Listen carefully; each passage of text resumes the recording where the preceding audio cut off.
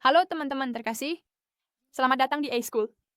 Dalam pelajaran ini, kita akan belajar bagaimana menggunakan kata kerja modal can, could, may, dan might dengan benar. Kata kerja modal sangat penting untuk mengekspresikan kemampuan, izin, kemungkinan, kebutuhan, atau kewajiban.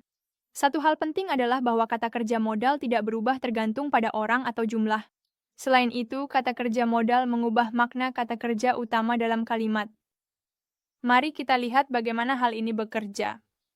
Dalam kalimat I swim, kata kerja swim menunjukkan sebuah tindakan dasar, sebuah kemampuan umum. Dalam kalimat can I swim, kata kerja can mengubah makna kalimat, menjadikannya sebuah pertanyaan tentang izin atau kemampuan.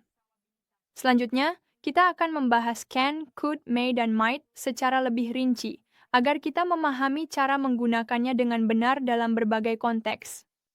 Kita akan mulai dengan can dan could, yang digunakan untuk menyatakan kemampuan dan izin, lalu nanti kita akan membahas may dan might, yang digunakan untuk menyatakan kemungkinan dan izin dengan cara yang lebih formal, can dan could. Can menyatakan kemampuan atau kapasitas untuk melakukan sesuatu pada saat ini. I can speak English, she can swim very well. Dia bisa berenang dengan sangat baik. Could adalah bentuk lampau dari can, dan kita menggunakannya untuk membicarakan kemampuan yang kita miliki di masa lalu. When I was a child, I could run fast. Ketika saya masih kecil, saya bisa berlari dengan cepat. He could play the piano when he was young. Dia bisa bermain piano ketika masih muda. Kita lihat bahwa mereka memiliki kemampuan ini saat masih kecil atau ketika masih muda, di masa lalu. Cara lain menggunakan can dan could adalah untuk meminta izin. Perbedaan antara can dan could berkaitan dengan tingkat formalitas dan konteks penggunaannya. Jika kamu berada dalam situasi santai, seperti saat berbicara dengan teman atau rekan kerja, gunakan can. Can I use your phone? Bolehkah saya menggunakan teleponmu? Ini adalah pertanyaan langsung, cocok untuk konteks informal.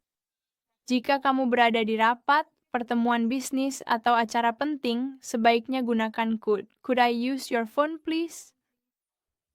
Bolehkah saya menggunakan telepon Anda? Ini adalah pertanyaan yang lebih formal.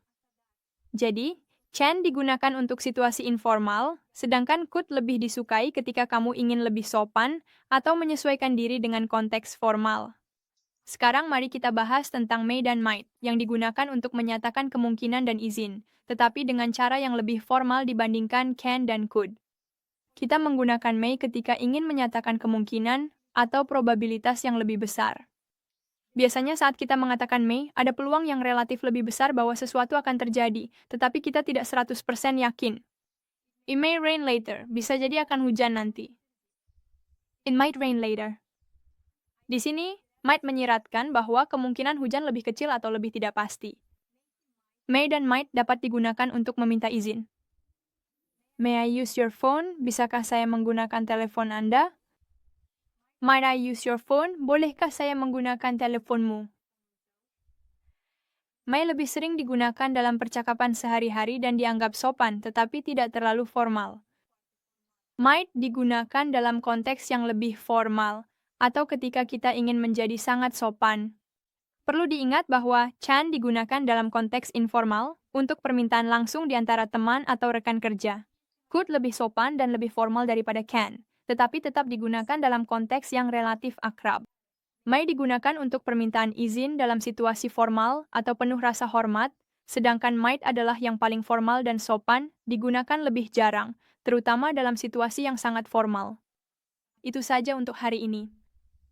Pelajari seluruh pelajaran di situs web untuk memperkaya kosakata dan mendapatkan informasi tambahan.